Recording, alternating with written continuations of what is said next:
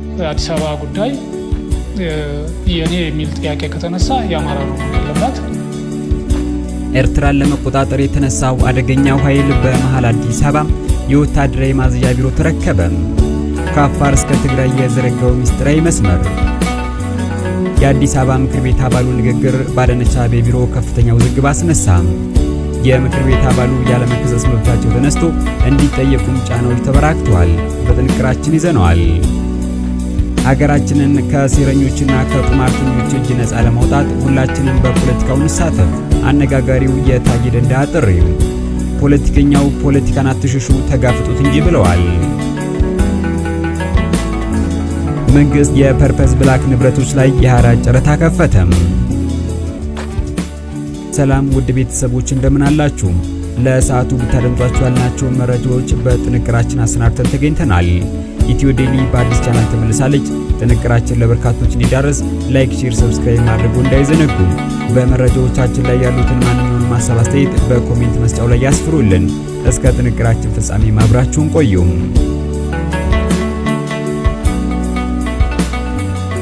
በልዩ የመረጃ ጥንቅራችን ቀዳሚ ወዳደረግነው መረጃ እንለፍ። በባለፉት ሳምንታት የአማራ ክልል ባለድርሻ አካላት የተሳተፉበት አጀንዳ የማሰባሰብ የምክክር መድረክ በክልሉ ዋና ከተማ በባህር ዳር ሲካሄድ ቆይቷል። የአማራ ክልል ተወካዮችን አሳትፏል በተባለው በዚህ መድረክ የፋኖ ኃይሎችን ጭምር አጀንዳ ማወጣታቸውን የሀገራዊ ምክክር ኮሚሽኑ ዋና ኮሚሽነር ፕሮፌሰር መስፍን አርአያ መናገራቸው አይዘነጋም። ለጊዜው ስሙን ያልጠቀሱት በአማራ ክልል የሚንቀሳቀስ ታጣቂ ቡድን ለሀገራዊ ምክክሩ መቅረብ አለበት ያለውን አጀንዳ አዘጋጅቶ እንዳቀረበላቸው ፕሮፌሰር መስፍን አርአያ ቢገልጹም ማንነቱን ግን ከመግለጽ ተቆጥበዋል። በአጀንዳ ማሰባሰቡ ወቅት በአማራ ክልል ተወካዮች ዘንድ በስፋት የተነሱ ጥያቄዎችን በተመለከተ የተናገሩት የአዲስ አበባ ምክር ቤት አባሉ ዶክተር ሲሳይ መንግስቴ ከአንድ ሚዲያ ጋር በነበራቸው ቆይታም ጥያቄዎቹን በረድፍ አስቀምጠው የራሳቸውን አቋም አክለዋል። የመጀመሪያው ህገ መንግስቱ የአማራን ህዝብ ያገለለ ነው የሚል እንደሆነ አንስተው አንዱን አግላይ አንዱን ተጠቃሚ የሚያደርግ ህገ መንግስት የህዝብን ጥያቄ መሰረት አድርጎ መሻሻል አለበትም ብለዋል። ቀጥሎ ትኩረት መደረግ ያለበት የአማራ ማንነትና የአስተዳደር ወሰን መሆኑን የገለጹት ዶክተር ሲሳይ ጥያቄ ያለባቸው አካባቢዎች በአፋጣኝ ምላሽ ካላገኙ ቀውሱ ማባሪያ አይኖረውም ብለዋል። ሌላኛውና ዋነኛው ጉዳይ ዶክተር ሲሳይ መንግስቴ ያነሱት የአዲስ አበባ ባለቤትነትን የሚመለከተው ሲሆን አዲስ አበባ ከተማ በማንኛውም መመዘኛም የአማራ ናት የሚለው ክርክር ሚዛን የሚደፋ መሆኑን ገልጸዋል። አዲስ አበባ በመሰረቱ ከአጼ ዳዊት ጊዜ ጀምሮ የአማራ ህዝብ ግዛትና ርስት ነበረች በማለት የታሪክ መዛግብትን ያጣቀሱት የአዲስ አበባ ምክር ቤት አባሉ የ16ኛው ክፍለ ዘመን የኦሮሞዎች መስፋፋት በአዲስ አበባና በዙሪያዋም እንዲሰፍሩ አድርጓቸዋል እንጂ በታሪክ ከተማዋ የአማራ ናት ብለዋል። ከህዝብ ብዛት አኳያም ከታየ አብዛኛው የአዲስ አበባ ነዋሪ አማራ ነው። ስለዚህም ይህንን ህዝብ ያገለለ አካሄድና አስተዳደር ተቀባይነት አይኖረውም ብለዋል። አክለውም በብሔር ከሄድን የኔ ግዛት ናት የሚለው ሐሳብ ከመጣም አዲስ አበባ የአማራ እንጂ የማንም ልትሆን አትችልም። በታሪክም በህዝብ ብዛትም በማህበራዊ ስሪትም አዲስ አበባ የአማራ እንጂ የማንም ልትሆን አትችልም ያሉ ሲሆን የኔ የሚለው ጥያቄ ከተነሳ የአማራ ናት፣ ይህ ጥያቄ ካልተነሳ ግን የኔ የሚለውን እናስወግድ የኛ እንበል የሚል ከመጣ ግን ችግር የለብንም፣ ለመነጋገር በራችን ክፍት ነው ብለዋል። ዶክተር ሲሳይ አክለውም አዲስ አበባ የሁላችንም የብሔር ብሔረሰቦች ከተማ ነች፣ ራሷን የቻለች ክልል ግን መሆን አለባት ያሉ ሲሆን ከሌሎች ክልሎች አቻ የሆነ አስተዳደር እንዲኖራት መደረግ አለበትም ብለዋል። ከሌላ ክልል በሚመጣ ሳይሆን ከራሷ ነዋሪዎች በሚመረጡ ልጆች መመራት አለባትም ብለዋል። ይሁንና ይህ የአዲስ አበባ ምክር ቤት አባሉ ንግግር በአዳነች አቤቤ ቢሮ ከፍተኛ ውዝግብ መፍጠሩ ተነግሯል። እንደውም የምክር ቤት አባሉ ያለመከሰስ መብታቸው ተነስቶ በሕግ እንዲጠየቁ ጫናዎች እየተደረገ እንዳለ ነው ምንጮች የገለጹት። የሀገራዊ የምክክር ኮሚሽኑ በኦሮሚያ ክልል አጀንዳዎችን ባሰባሰበበት ወቅት ይሄው የአዲስ አበባ ባለቤትነት ጥያቄም ትልቅ መነጋገሪያ ሆኖ የነበረ ሲሆን በወቅቱ ሁሉም የኦሮሚያ ተቋሚ የፖለቲካ ፓርቲዎች አዲስ አበባ የኦሮሚያ መሆኗም በአፋጣኝ ይታወጅ የሚል አጀንዳም ለሀገራዊ የምክክር ኮሚሽኑ ማስገባታቸው አይዘነጋም። ኦቦ ሽመልስ አብዲሳም ጥያቄው ከናንተ ይምጣ እንጂ ማስፈጸሙን በእኛ ታውት ብለው ነበር። በአማራ ክልል የተካሄደው የአጀንዳ ማሰባሰብ መድረክ ላይም ይሄው የአዲስ አበባ ጉዳይ ትልቅ መነጋገሪያ እንደነበር ተገልጿል።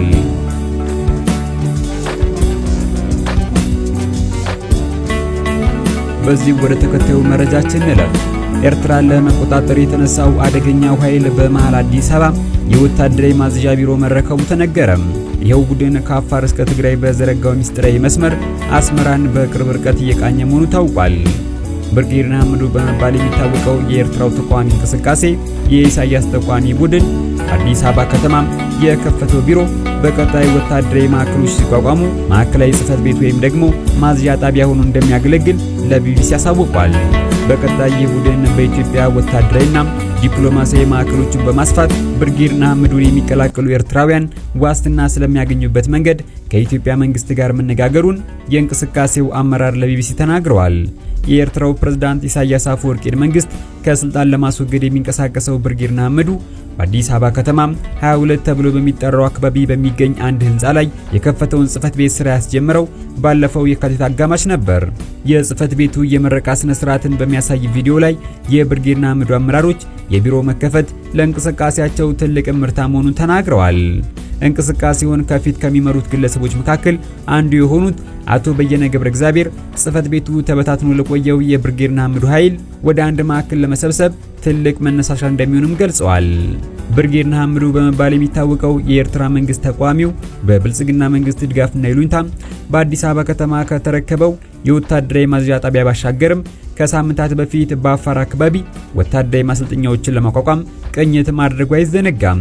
ኢሳያስን ነጥሎ ለመምታት የብልጽግና መንግስት ለብርጌድ ንሓመዱ ከትግራይ ክልል ማዕከል ባሻገር ተጨማሪ በአፋር ክልል ሌላ ወታደራዊ ካምፕ የሚገነባበትን ቦታ እንዳስረከበውም ተነግሮ ነበር።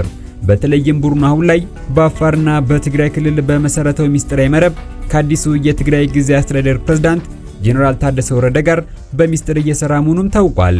በዚህም ቡድኑ ከሁለቱ ክልሎች እየተነሳ የኢሳያስን መንበር ለመናድ አደገኛ እንቅስቃሴ ላይ መሆኑ ታውቋል። ዋና ወታደራዊ ማዝዣ ጣቢያውንም በአዲስ አበባ ከፍቷል። በዚህ ወደ ተከታዩ መረጃችን እንለፍ። ሀገራችንን ከሴረኞችና ቁማርተኞች እጅ ነፃ ለማውጣት ሁላችንም በፖለቲካው እንሳተፍ ሲሉ አቶ ታዬ ደንደአ ጥሪ ያቀረቡ። ፖለቲከኛው ፖለቲካን አትሽሹ ተጋፍጡት እንጂ ብለዋል። አቶ ታዬ በማህበራዊ ሚዲያ ገጻቸው ባሰፈሩ ጽሑፍ እንዲህ ብለዋል። በርካቶች በተለምዶ ፖለቲካ ቆሻሻ ነው ሲሉ ይደመጣሉ። በአንድ መልኩ እውነት አላቸው። በተበላሸ ፖለቲካ ምክንያት በርካታ ሀገራት ለመከራና ለችግር ተጋልጠዋል። ለፖለቲካ በሚሸረቡ ሴራዎች ምክንያት ሚሊዮን ንጹሃን ሲገደሉ፣ ሲፈናቀሉና ሲጎሳቁሉም ታይቷል። ማህበራዊ መስተጋብሮችና ዘመናትን የተሻገሩ ሴቶችም ፈርሰው በጥላቻ ሲዘሩም ታይተዋል። ከኢትዮጵያ አኳያ ደግሞ ፖለቲካ ከውሸታምነት፣ ከሌብነት፣ ከአድርባይነት፣ ከሴረኝነትና ከጽንፈኝነት ጋር ተላምዷልን ብለዋል። በእውነት አስቦ የሚሰራ ዜጋም ፖለቲካ ያልገባው ሞኝ እስከመባልም ደርሷል። በተለይ ደግሞ የወቅቱ ሁኔታችን እጅግ ይሰቀጥጣል። ከዚህ አኳያ ሲታይ ፖለቲካ እውነትም ቆሻሻ ነው። ይሁንና ፖለቲካ እንደማንኛውም ሙያም ሊቆሽሽ ቢችልም በተፈጥሮ ግን ቆሻሻ አይደለም።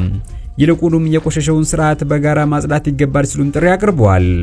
ሀገራችንን ከሴረኞችና ቁማርተኞች እጅ ነፃ ለማውጣት ሁላችንም በፖለቲካው መሳተፍ አለብን ብለዋል አቶ ታዬ ደንደአ። ኢትዮጵያ ከማንም በላይ የተበላሸ ፖለቲካ ሰለባ ሆናለች።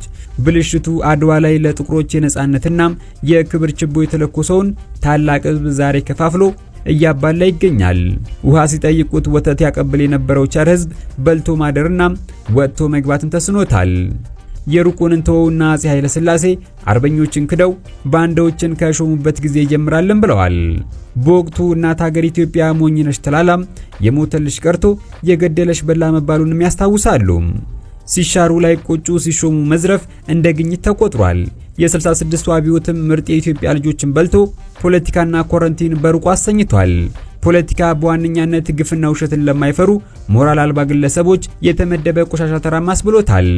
በኢህአዴግ ምሁር አድርባይ ነው በሚል በአብዛኛው ፖለቲካ ላልገባው ወንበር ተሰጥቷል። የሹመቱ መስፈርት የፓርቲ ታማኝነት እንጂ ዕውቀትና ብቃት አለመሆኑ በግላጭ ተነግሯል። ዛሬ ላይ የነበረው ብልሽት መታረም ሲገባው ፖለቲካችን የመጨረሻ ቆሽሿል።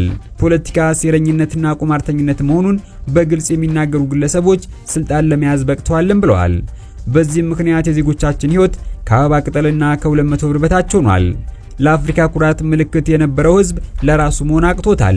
አንዳንዱም በትግል ስም ያልተገባ ትርክት ፈብርኮ የሌለ ልዩነት እየፈጠረ ትናንሽ ስንጥቆችን እያሰፋ ቁማርተኞቹን በነጻ ሲያገለግል ይታያል።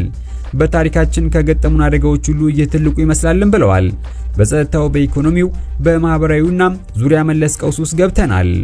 ከክብደቱ አኳያ አደጋው ሰላምን፣ ነጻነትን፣ ፍትህን፣ እኩልነትንና ሀብት ንብረትን ብቻ ሳይሆን ሀገርንም ሊያሳጣን ይችላል። በተቻለ ፍጥነት መቀልበሱ ለሁሉም የህልውና ጉዳይ ይሆናል። ይህንን ለማድረግ ደግሞ እውነተኛ ብቁናም ሀገር ወዳድ ዜጎች ተባብረው በፖለቲካው መሳተፍ ይገባቸዋል ብለዋል። በፈረንጆቹ ነፃ መሳይ የለም ይባላል። ጉዳዩ ለፖለቲካችንም ይሰራል። ሰላማችንን ከወደድን፣ ነፃነታችንን ከፈለግን፣ ልጆቻችን ሀገር እንዲኖራቸው ከወደድን በፖለቲካው መሳተፍ ይኖርብናል ብለዋል አቶ ታዬ ደንደአ በማህበራዊ ገጻቸው ባሰፈሩት ጽሑፍ። በዚህ ወደ መጨረሻው መረጃችን እንለፍ። ፐርፐዝ ብላክ የተሰኘው ድርጅት በዋስትና የያዛቸው ንብረቶች ለሐራጅ ጨረታ መቅረባቸው ተሰምቷል። ብርሃን ባንክ አክሲዮን ማህበር ማስታወቂያ ያወጣባቸው ንብረቶች ድርጅቱ ለሚፈልገው ንብረት በዋስትና ያስያዛቸው ንብረቶች በሐራጅ መነሻ ዋጋ አቅርቧቸዋል። ብርሃን ባንክ ለጨረታ ያቀረባቸው ግዙፍ ማሽነሪዎች ብዛታቸው 13 ተሽከርካሪዎችና የተለያዩ ማሽነሪዎች ሲሆኑ ከ4 እስከ 7 ሚሊዮን ብር የሚደርስ መነሻ ዋጋም ተለጥፎባቸዋል። ለጨረታ የቀረቡት አብዛኞቹ ማሽነሪዎች ቀረጥ ያልተከፈለባቸው ሲሆኑ የግብርና ትራክተር ሎደሮች የሚገኙበታል። ፐርፐዝ ብላክ በወቅቱ ግምታዊ ዋጋቸው 60 ቢሊዮን ብር የሆኑ ከገበሬው የተሰኘ ህንጻም ሜክሲኮ ቢጃ ኢትዮጵያ ፋብሪካ ላይ ለመገንባት የአክሲዮን ሽያጭ ፈጽሞ ነበር።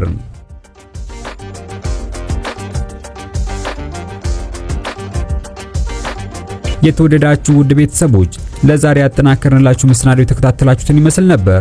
በሌላ ጥንቅር እስከምንገናኝ ቪዲዮ ላይክ፣ ቻናሉን ሰብስክራይብ በማድረግ ቤተሰባችን መሆኑን እንዳይዘነጉ። በያላችሁበት የዓለም ዳርቻ ሁሉ ሰላማችሁ ብዝት ይበል።